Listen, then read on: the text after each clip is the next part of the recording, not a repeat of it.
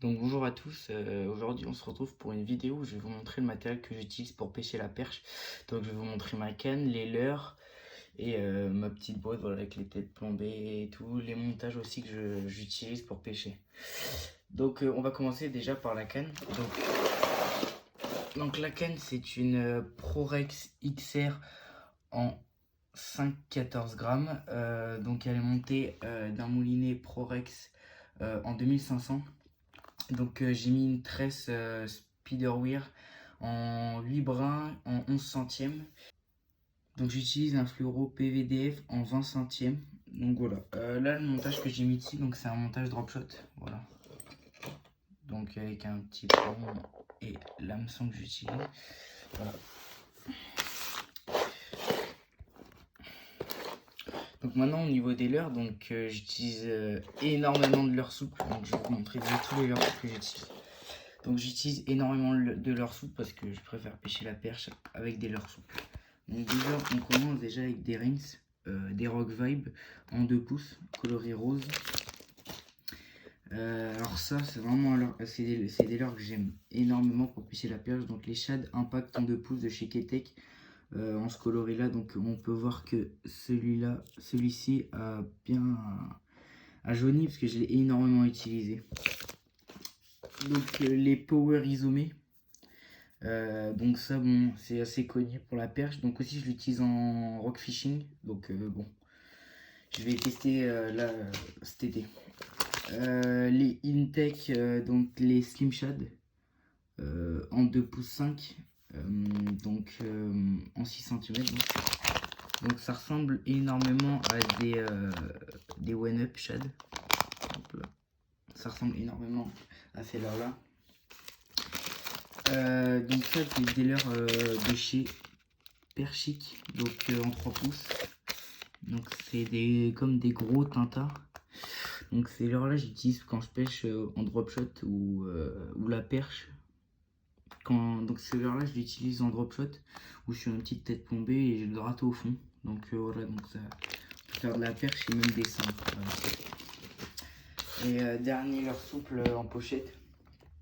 Donc les Spiro de chez Art. Donc je les avais achetés parce que sur pêcheur.com ils étaient en promotion. Je les ai payés 3 € je crois. Donc franchement cool. Je les ai pas encore testés mais bon on verra. Juste ils sentent le plastique. C'est bon. Donc maintenant dans ma boîte. Alors dans la boîte donc bon j'ai les Ketek. Bon je les ai mis là. Les autres ils sont dans le sachet pour récupérer un peu d'attractant. Là encore des Rock Vibe en 2 pouces pareil, du coloris marron. Voilà. Alors c'est des petits finesses, mais j'ai plus du tout la référence. On me l'avait offert quand j'avais acheté une canne, on me les avait offert. Bon, les Rock Vibe en rose 2 pouces. Les tintas, donc c'est des tintas de chez Fish Up je crois. 1 pouce 5, donc j'ai pas encore testé, mais ça en drop shot ça doit être pas mal. Après les Polaris, de chez Crazy Fish, bon connu. Un leurre, j'ai fait quelques suivis, j'ai pas encore fait de poisson, mais j'ai eu des suivis dessus. Voilà. Maintenant, on va passer aux leurres dures. Donc, les leurres dures. Donc, j'utilise pas mal de crankbait. Donc, on va commencer. Donc, le premier crankbait, c'est un crankbait de chez Fish Hunter. Voilà, donc avec une petite bavette. Voilà. Donc j'aime bien la finition, j'en avais un coloris perche. Coloris truite, excusez-moi, mais je me suis fait couper. Donc je présume que c'était un brochet. Donc voilà, je me suis fait couper. Donc il faudrait que j'essaye d'en retrouver un coloris perche. Donc ça c'est les nouveaux crankbaits de chez Caperlan. Voilà. Coloris Ayou. Franchement, il a une nage pas mal. Je l'ai testé vite fait en canal, mais c'était compliqué pour l'animer. Donc, hâte de le tester en rivière ou même en lac. Je vous en dirai des nouvelles. Maintenant, un crankbait avec une plus longue bavette. Donc là, un crankbait de chez Savage Gear. Donc avec un coloris super, franchement, les reflets du soleil et tout, c'est magnifique avec ça. Encore un leurre de chez Fish Hunter, donc celui-là coloris truite, donc avec les ouïes bien rouges, donc pas mal pour rocher, vous voyez qu'il est un peu abîmé là. C'était lors d'un combat avec une grosse perche, donc je pense qu'il devait avoir un défaut ce leurre, donc je ne sais pas, donc bon. Tant que c'est des petites perches, ça tient. Après, voilà, j'ai peur que si je tombe même sur un beau brochet, j'ai peur que ça coupe. Même si après, s'il y a un combat sur un gros brochet, j'ai peur que l'hameçon se décroche. Donc maintenant, on va commencer avec un popper. Donc, j'ai plus du tout la référence, mais un petit popper coloris Fire Tiger. Donc, bon, un petit popper.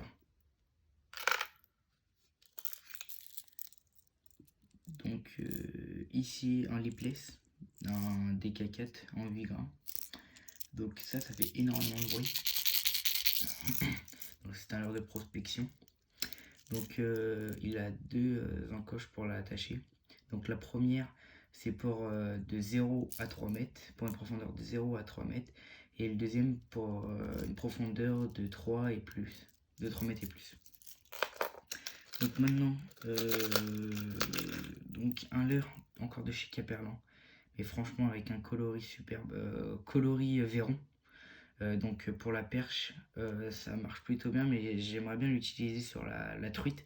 Je l'ai déjà fait, mais je n'ai pas fait de truite. Mais franchement, il a un super coloris. Donc après, un leurre de chez Rapala. Donc j'ai plus le modèle en tête, coloris Fire Tiger. Bon, alors Rapala, c'est connu, le basique quoi. Donc un leurre ici de chez Storm. Donc j'ai pas, je crois 35 SP, bon, je sais pas si c'est le modèle ou quoi, mais voilà, un leurre de chez Storm. Bon, je l'ai pas payé cher, il est franchement cool. Il est petit, sur la truite ou sur la perche, ça peut être pas mal. Maintenant, donc un leurre de chez Zach. Donc je crois que je l'avais acheté à Leclerc ou quelque chose comme ça parce que j'aimais bien le coloris. Je l'ai pas testé, mais il fait énormément de bruit. Donc je présume que c'est aussi un leurre de prospection.